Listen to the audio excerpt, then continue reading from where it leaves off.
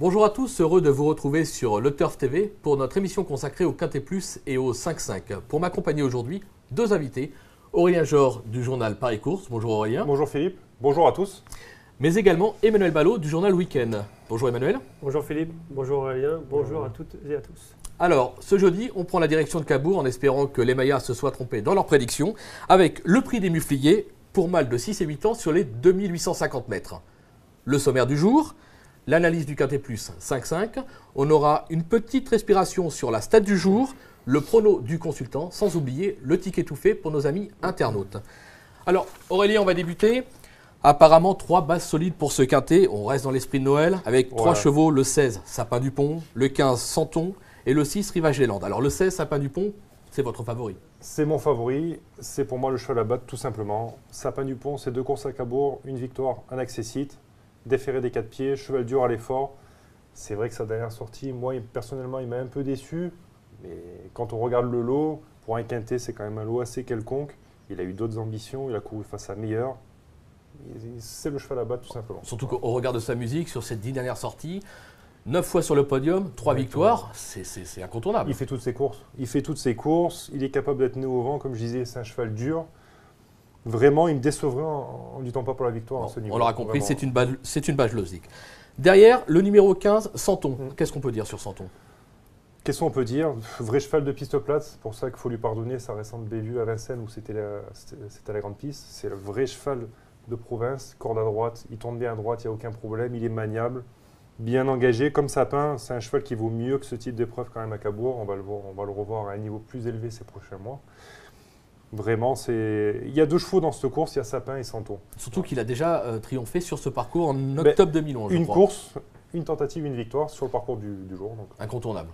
D'accord. Derrière, vous n'hésitez pas à placer le numéro 6, Rivage des Landes, qui je crois sera déféré des 4. Ça fait un bout de temps qu'il n'a pas été déféré des 4. Ça fait depuis tout simplement 2010 qu'il n'a plus été déféré des 4. Ça commence à dater. Rivage des Landes, il a l'avantage de partir 25 mètres devant mes favoris. C'est un bon débouleur. À Cabourg, quand on part devant, qu'on sait débouler, c'est un gros avantage parce qu'on va vite se retrouver avec les premiers. Sébastien Hardy a dû préparer ça, déférer des 4 pieds. Pour moi, base avec mes 2 favoris. Bon, on l'aura compris, il y a 3 bases solides.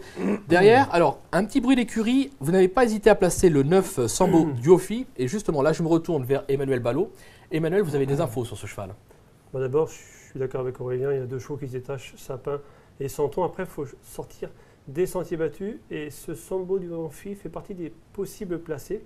J'ai eu Ludovic Mollard au téléphone, Ludovic à l'antenne de Jean-Michel du côté de Solesmes. Jean-Michel Bazir-le-Boss l'a requalifié facilement du côté de Grosbois. Dans la foulée, le cheval a rejoint Solesmes. Ludovic l'a travaillé depuis en conséquence. Il m'a tout simplement dit que le cheval était déjà prêt pour faire une bonne rentrée et se placer. Et dans un lot comme celui-là, franchement, par rapport au gain du cheval, sachant qu'il est en retard de gain, puisqu'il a été 1 an et demi sur la touche, franchement, il a sa place dans les 5 premiers. D'accord. Aurélien, vous êtes d'accord avec ça? L'absence, une longue absence, ça ne vous inquiète pas? C'est vrai que 1 an et demi, c'est pas rien, mais bon, le cheval, 1 an et demi, il a en gros retard de gain. Logiquement, il devrait plus courir ce type d'épreuve, ou alors se retrouver à 25 mètres. Même si Jean-Michel ne sera pas au sulky, puisque c'est Benoît Robin. Benoît Robin, c'est son homme de confiance. Benoît Robin, il a pu faire ses preuves, c'est pareil. Il défère des 4 son cheval, c'est-à-dire que le cheval, comme dit Emmanuel, il a du boulot dans les jambes, donc ça suffit largement pour être à l'arrivée. Donc un pari à tenter, on va dire un coup de poker, mais enfin quand même avec une certaine assurance. Voilà, on est d'accord. Jean-Michel Bazir, c'est pas homme à déférer des 4 sans se voir une chance. S'il défère des 4, c'est que le cheval est suffisamment bien pour faire l'arrivée. D'accord, donc on le garde en confiance. Derrière, c'est la forme du moment avec le numéro 11, Spooler des Obos. Le cheval, 3 victoires au cours de ses 4 dernières sorties. C'est étincelant. C'est la forme, un super droitier, bon débouleur. Il rend 25 mètres, mais on l'a déjà vu sur une piste comme Reims, où il était au 25 mètres. C'était lui qui était parti le plus vite. Donc, bon débouleur, il va vite être avec les chevaux de tête.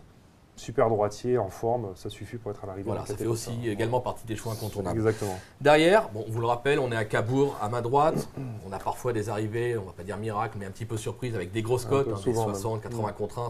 Il ne faut pas hésiter à placer des chevaux comme ça en fin de combinaison.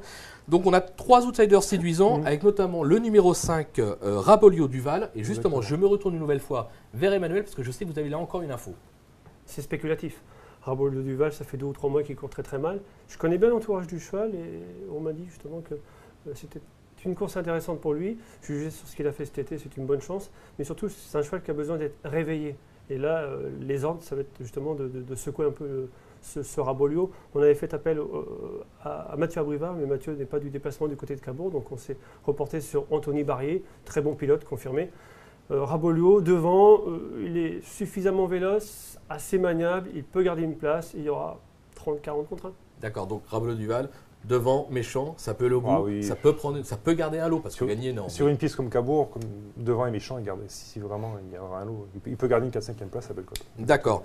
Derrière, vous tentez le 3 Red Williams. C'est un petit cheval que j'ai souvent vu courir dans le sud-est, sur des pistes comme Marseille-Vivo. Il est taillé pour Cabourg. Voilà, Marseille-Vivo, c'est corde à gauche, vous allez me dire, mais ce sont des petites pistes et il est pratique, maniable. C'est des atouts pour briller à Cabourg. En tête, il va se donner à fond, ce petit cheval. C'est pas un champion, c'est pas une première chance, mais il va se donner à fond, il peut garder un lot. Il peut tout à fait garder un lot. En 8e position, vous avez placé le 8 Rami Prior. Alors, avant de vous laisser la parole, on va faire une petite statistique que nous ont fait à nos amis de Stato. En 2 ans, 3 des 4 concurrents à l'arrivée du couplet gagnant ayant participé au prix de Mouette, le 26 novembre dernier, ont fait l'arrivée. Donc le numéro 6, Rivage des Landes, vous l'avez placé très haut. Exactement. Et le numéro 8, Rami Prior, répond à ce critère. Donc c'est pareil, on peut le tenter. On peut le tenter. Voilà, il faudra que ça se passe bien, parce que il n'est quand même pas déclassé dans un tel lot. Mais bon, voilà, j'ai longtemps hésité entre Rami Prior et le 7 Course de la Côte.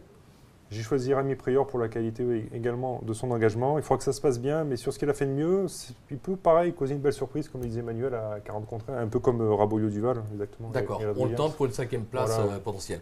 On est d'accord. Avant de faire un petit rappel de votre pronostic, je me retourne une nouvelle fois vers Emmanuel, le renard des pistes, l'homme qui parle aux oreilles des chevaux. Un oubli? Un oubli, non, mais ce qu'il faut retenir de ce quintet, c'est qu'il y a vraiment 2 chevaux qui se détachent. Santon, Sapin du Pont. Ce sont 2 trotteurs du 2e poteau. C'est probablement et même certainement le bon wagon. Alors celui qui va être dans ce wagon peut faire l'arrivée. Et je pense à Régis Percéer, qui lui aussi s'élance du 2e poteau. Numéro 14. Le 14 et surtout déféré des 4. Et Loïc Groussard, Cabourg, il aime bien. Il sait préparer son cheval pour ce genre de course. D'accord, donc on prend note. Le 14, on s'en méfie également. Je vous demanderai un petit rappel de votre jeu, Aurélien. Ma sélection donc, est composée du 16, qui est pour moi le cheval à battre Sapin du Pont. Je lui oppose le 15 Santon, le 6 Rivage des Landes, le 9 Sambo Diofi, le 11 Spoulor des Obos, le 5 Rabolio Duval, le 3 Red Williams et le 8 Rami Prior. D'accord. Concernant le ticket tout fait, on tente pas au 5-5. Un combiné ou un champ réduit? Peut-être plutôt un champ réduit, non? Voilà, un champ réduit. Je ne vous cache pas que je suis assez confiant avec mes 3 premiers, à savoir le 16 Sapin, le 15 Santon et le 6 Rivage des Landes. Prenez-les en base, prenez mes 3 premiers en base.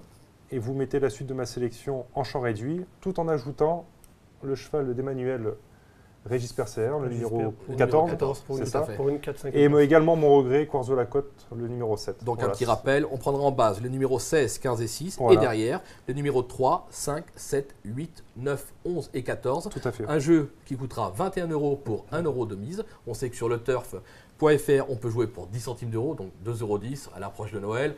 Si on peut améliorer un petit peu le quotidien, c'est pas plus mal, en espérant que la fin du monde ne vienne pas le jeudi 21 décembre. Oui, donc, écoutez, je pense que tout est dit ou presque. Je vous remercie Aurélien. Merci Philippe. Merci également Merci Emmanuel. Merci Emmanuel. Bon jeu et à très vite sur le turf.tv. À bientôt. À bientôt.